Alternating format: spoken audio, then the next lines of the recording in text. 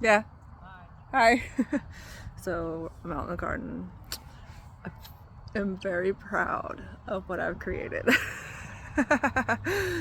This is my chaotic space. My garden is a chaotic space, but it grows food.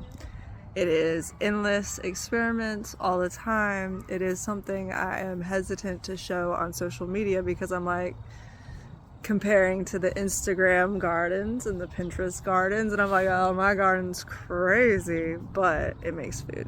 And so I'm pretty excited with this project. I put a chair on a box because this is tomato throne. I have planted tomatoes. I hope they do good. I kept them in the pot a little longer than I would have hoped to do, but they are now in the ground.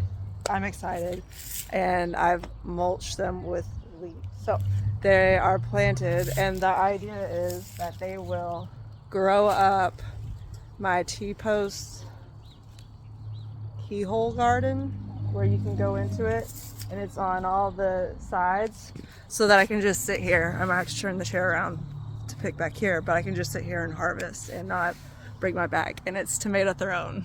Like, it's like a throne of tomatoes. I am proud of it. But I am a chaotic.